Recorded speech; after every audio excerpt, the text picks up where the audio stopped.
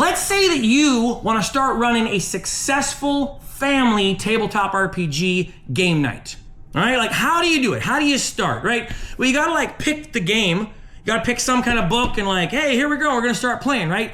It's actually gonna be a little harder than that. And there's a number of reasons why it's gonna be harder than that. And I'm not gonna go into all the reasons why it's hard, but I am going to go into, looks like I have 5 steps.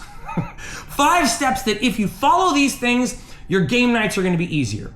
Obviously, your obstacles and your difficulties could be very different from mine, but I think these 5 steps will solve some universal problems that are gonna pop up in your future of running a family TTRPG. Now, this could also apply to a friend group. Doesn't have to just be family, but if you're trying to run a family TTRPG, hear me out, okay? Let's start with number 1. Keep things consistent. I talked about in one of my last videos, if you want to start a game night, you got to schedule it. And I mean that. That is very important. Any game night that you want to be running with your friends and family, if you don't schedule it, it won't happen. If you don't dedicate every Wednesday night to Marvel Crisis Protocol or Magic the Gathering or a tabletop RPG, it won't happen. So find a night, pick a night, agree with some of your friends and family when that night's supposed to be, and lock it down. Okay, now you obviously are possibly gonna have cancellations, okay? And that brings us to our next step. Number 2, try not to run a tabletop RPG without your players, okay? I know that people have this idea where it's like, well, we'll just run a West Marches. Well, we'll just run a game where characters are jumping in and out. And I promise you that is not the best way to run a coherent story, right? Just like if we were watching a movie, right, and a character disappeared out of that movie, and the story, like we're like going, hey, what happened, right? The players are doing the same thing. You as the dungeon master are doing the same thing. It is a bummer when someone can't make it, when someone's sick, when you have to cancel the game night, but that's a perfect opportunity for you to pick up some other kind of smaller game, have the rest of your party who would normally be playing show up. Hey, we're gonna play Rumble Bots tonight. Hey, we're gonna play Slay the Spire. Next week when so-and-so's back in town, we'll jump back into the game. And if that means you missed 2 sessions or 3 sessions, it's okay. Have a recap, continue your story on when everyone can play again. Try not to run without players. It will mess with your story's cohesion. It will mess with your players' understanding of the game. And the people who aren't there are gonna feel less connected to the game ongoing, okay? Number 3, find a game system that teaches players how to play their characters. This is the most important step, I'm not kidding, right? There's a lot of people who are going to tell you, well, you just jump in and you start playing a fighter. You jump in, you start playing a wizard. That's not going to work, especially if you're trying to play a game with kids, because modern day kids, Gen Z, Gen Alpha, they don't know what a wizard is. There's not a lot of fantasy medium that's coming out right now that is compelling and engaging for kids that they are connected to. So when you just throw a fighter or a wizard or a knight or some generic zeitgeist character class in front of them, it doesn't mean they know how to play it. Right? So what you want to do is you either want to find a game that has classes that are well explained, something that has a deep lore to it, where the player can go and read it and go, oh, so if I am playing this type of class, here's how they would be played. Here's how a Jedi works, okay? Something where the class is explained clearly so the player can understand how to be that character. And if you aren't gonna play in a game that has clear class design, you wanna play in something generic, fine. Play in something generic, take some time, work with ChatGPT, work with your players, and create custom classes for your custom setting.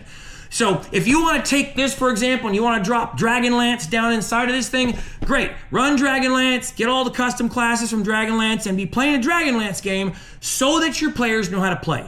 The class structure is probably one of the most important parts. And when I learned that step earlier this year and started playing in a game with my players where they knew how to play their characters, suddenly everything was better. My players were more connected to the world, they were more connected to their characters, they were more connected to each other's characters, they were a cohesive party, they didn't want to miss sessions anymore. It was way better, okay? Number 4, allow your players to drive the story as much as possible, but try to avoid random encounters. right? The random encounter game is easy. It's easy. You just take some dice, you throw them down. Oh, a cart stopped in the road and there's a vendor trying to sell, and we just make some stuff up, right?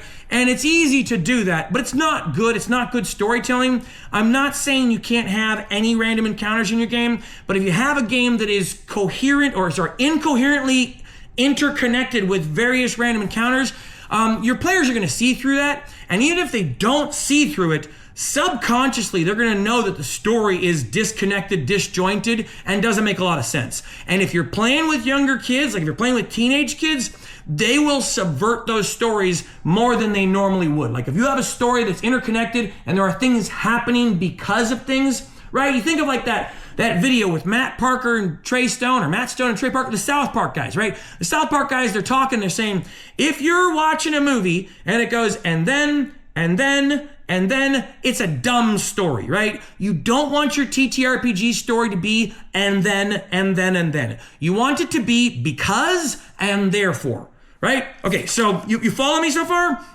All right, last, don't be afraid to wipe your party. Right? I know we're talking about like kids and we're talking about like your teenagers or your friends. And so you have this fear like, oh no, if I kill all the players in one of the sessions or a couple of them, they won't want to play anymore. That is a possible outcome. That is absolutely, there's actually a chance that your players go, sorry, my favorite character died. I don't want to play anymore. You kind of got to roll with that, because if you don't make the game world be real or feel real to the players, they're also going to sense that. They're going to sense that there's no reasons behind any of this stuff. Oh, we got to yell at this king, or we got to steal this dragon's stuff, or whatever. There need to be harsh consequences, and you're going to listen to people like dungeon tubers, right? And they're going to tell you like, be careful, don't wipe your party. Ignore that. That's nonsense. If your players are doing crazy things in the game, wipe them out. Okay? And I don't mean like vengefully, like not like, oh, I got you guys. No. But like, hey, if they're doing crazy stuff in the game and acting murder hobo-y, take their character and lock them up in jail. Hand them a new character sheet. But you won't have to worry about your players making their characters do crazy stuff if you listen to me on step 3, okay? Find a system that teaches players how to play and how to be in the world. And it's real easy to do. There's lots of game systems that clearly tell you how a class structure works and how this type of character organizes themselves in the world. And they're generally lore-based systems. Pendragon, Call of Cthulhu, Legend of the Five Rings. Those are just a few examples. Warhammer, there's a couple. The Warhammer Fantasy, Warhammer 40K. A lot of those games give you front-end information about how to be a character in this weird world, right?